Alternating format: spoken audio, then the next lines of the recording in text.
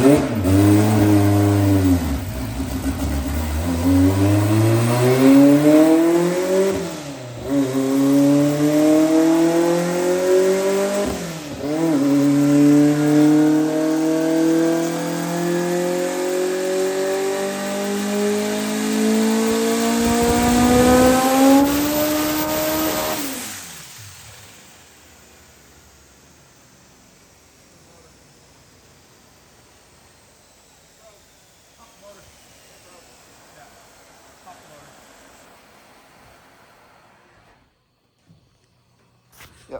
What's up, guys? Welcome back once again.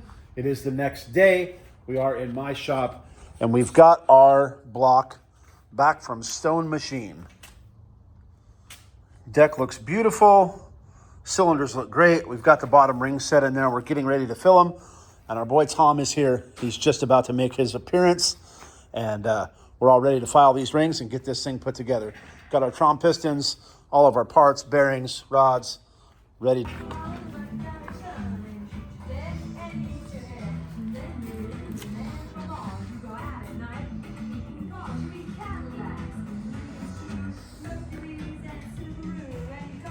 So we're back out in the shop. Our boy Tom is here, like I said, and we have assembled another, what are we calling it? Junkyard Johnny. This is Junkyard Johnny number 2. We put it together with a bunch of used parts, except for pistons. We bought pistons and rings and bearings, but I don't know. The first Junkyard Johnny 1 made $850 or $870. We're hoping this one will make $1,000. So shout out to my boy Tom as usual for coming through clutch. He had a epic Cali trip and stopping by through here in Arizona to help me out. Picked up his car. You guys can see it's gone. It's on its way to Tennessee. Next time we'll see Tom's car is where?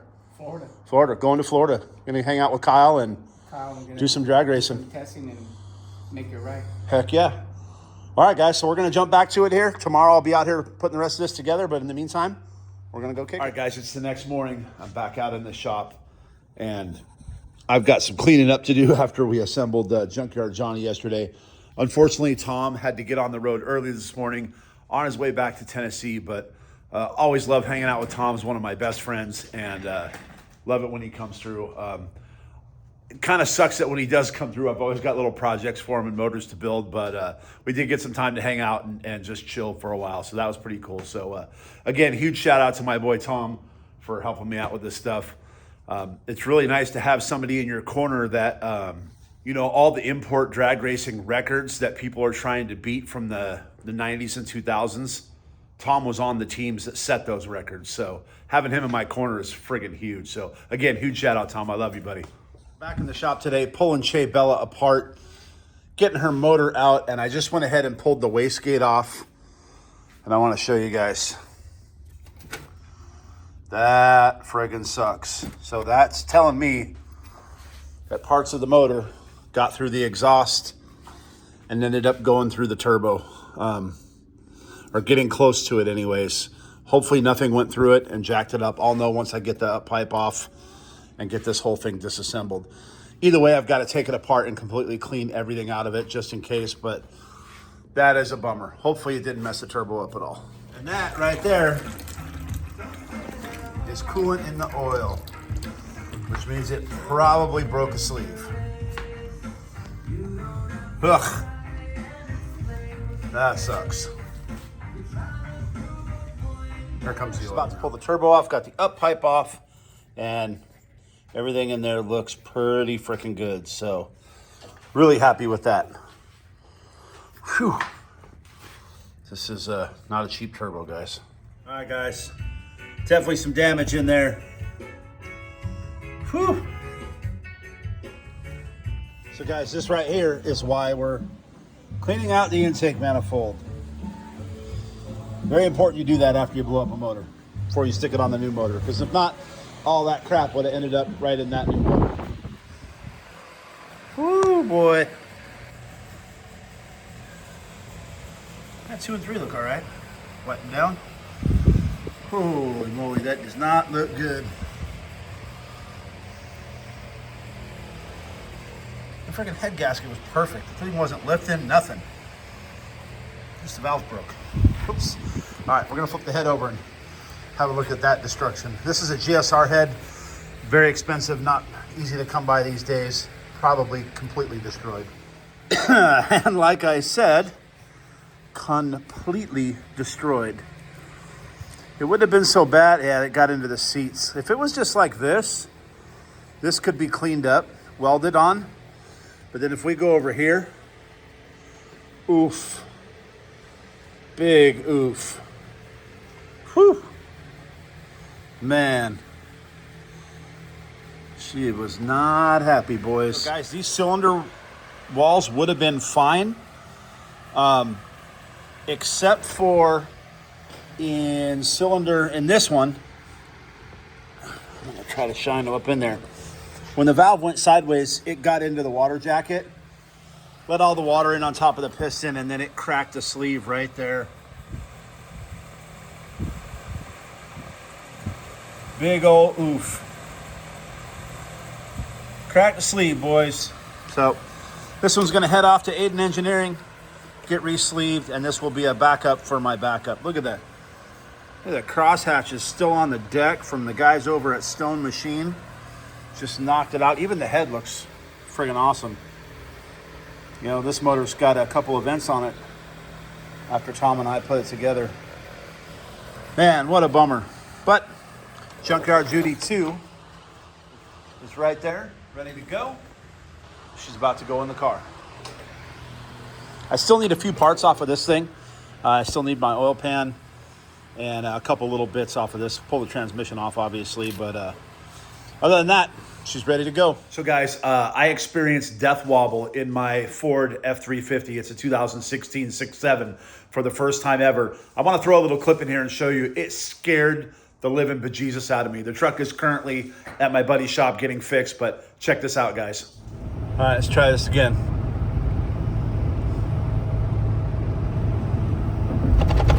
Oh, there it goes.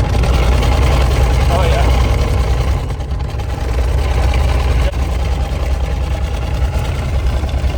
Holy shit. Oh, my God. All right, well, I got the factory cross member out, or K member. Got that out. Got the FCS one installed. Took a couple modifications on the steering box. I had to call Jason over at FCS, but he walked me right through it. But man, that thing sure does free up a lot in the engine bay. But looking at this mess, my God, I painted this engine bay 5 years ago, and look at it now. It is just beat. So I got the suspension back on so I can roll it. I'm gonna roll it over to the other side where my pressure washer is, and I'm gonna give this thing a good cleaning before Junkyard Judy 2 goes in.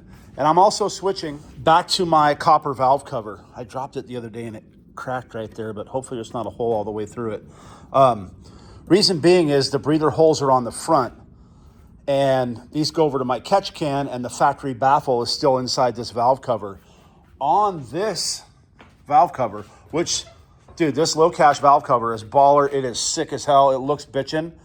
I'm just bummed that these are not on the opposite sides, because what happens is oil gets splashed up in here, and then under acceleration, it gets all pushed to the back of the valve cover, and then it goes right out the things, and it fills up my catch can. And this valve cover is not baffled at all. They consider that a baffle, but I'd have to, maybe I'll get in there and weld something in there, have Brandon come over and weld a plate around that or something, and try to get it so it doesn't, breeze so much back there. But this valve cover is freaking sick, and I love it. But for now, looks like we're either going to go back to the copper, because I've dropped it. I'm hoping it's not cracked in the corner right there. If not, I've got a black one with the vents on the front as well. So we'll see how that goes. But in the meantime, I'm going to get this thing over to the pressure washer and get it all cleaned up. I had to get the sand car moved out of the way, and God, everything looks so sick. Looks fast just standing still with loaders on it. All right, well, as you guys can see, that did not work very well. So I've got some other stuff that Tom gave me a while back. I'm going to mix it up here and see if that does the trick.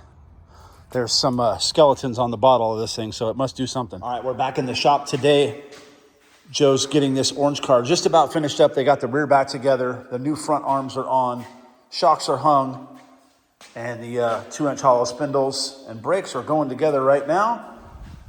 And then I showed you guys this car a while back. This was a San Lamo Cruiser that took a big shot in the nose, and it actually kinked this bar back here, right here. So this is what it looked like. Joe went ahead and plugged it, made a replacement there. As you can see, the aluminum's still kinked, but it's close enough. That'll work. And then he had to put a new bulkhead in it. So that entire bulkhead up there has been replaced. It's been gusseted and reinforced. All new bulkhead in the front. Fortin power steering rack on this thing, pretty badass. So all I gotta do left to do is put the shocks on, brake lines, and that thing will be done. Leto's car is done. I got a couple things to do to it, but we're gonna rock and roll. I'm in here working on this Tatum. This was a half rewire, half go through and clean things up at a big Holly dash. So we didn't build a new dash for it. So let me flip this dash over.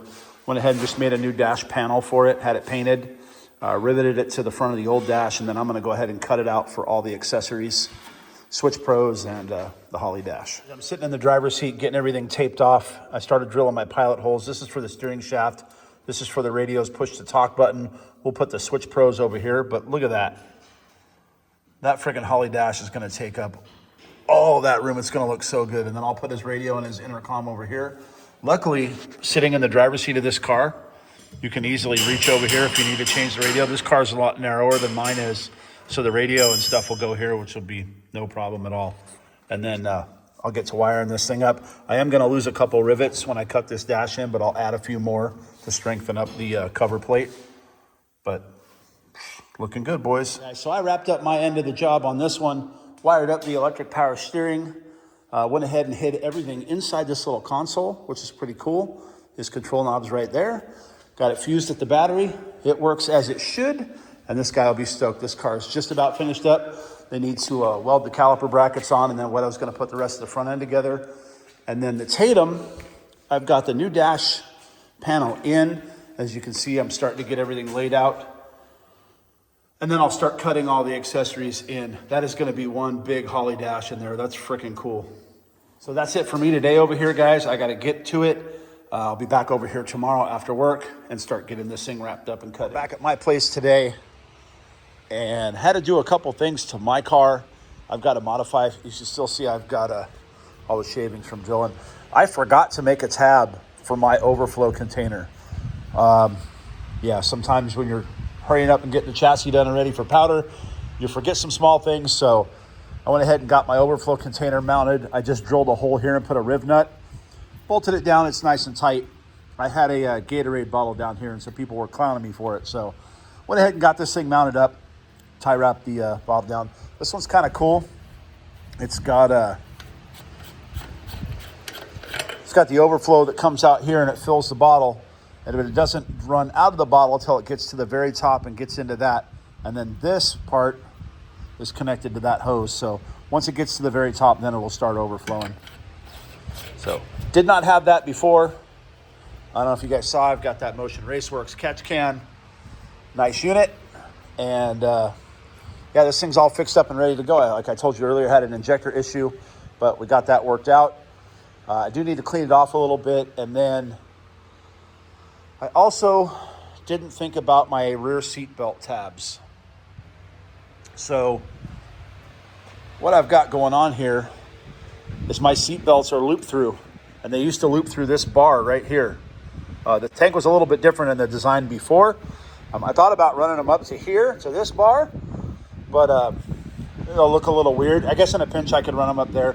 What I need to do is take my tank out, and I'm gonna notch it right here so the seat belts will loop through. I'll notch it here. And unfortunately, my gas tank needs to go back and be repowder coated again because we didn't quite test it before we sent it to powder coat, and it ended up having a little bit of a leak right here. I used that JB Weld tank fix. The fiberglass stuff works really, really well. It's been holding up, but like I said, we need to grind this down and weld it. So the tank's got to come back out. That's going to happen probably after New Year's. I think between Christmas and New Year's, Carl from Shock Talk's going to take the car and go get my shocks all dialed in. That way, once they're dialed in, I can take the springs and go powder coat them. All right, so I forgot to add the push-to-talk buttons for the passenger, and the driver one I just kind of threw in haphazardly when I was out with Cleet and the boys when I took the car out. And then I also haven't added my USB port, so I'm going to go ahead and put that right here. And then I went ahead and already pulled the radio out so I could access the back of the intercom, and I went ahead and plugged in my driver and passenger push-to-talk buttons. The passenger one Velcros here, I'll tie wrap it up. And the driver's one, I normally run in the steering wheel. So we're gonna go ahead and get that stuff hemmed up and get this thing put back together. All right, got that all wrapped up. Got the USB port in with the volt gauge. Push-to-talk buttons in. That one will go up on my steering wheel. I'm gonna clean this thing out, and this old girl will be ready to hit the dunes. So guys, once again, that's gonna wrap it up for this video. I know it was a short one. A little bit of Honda content, a little bit of Sandcar content, trying to mix it up quite a bit. Also, guys, don't forget, from now until December 25th, not much time left, it's almost Christmas, everything on TheDuneAddict.com is 20% off. We've got everything in stock. T-shirts, hoodies, all sizes and colors, in stock, ready to ship. Right now, that's on TheDuneAddict.com. As always, guys, thank you so much for watching. Make sure you give us a like, a subscribe, share this video with your friends. Try to get us to 100,000 this season. We'll see you guys in the next video.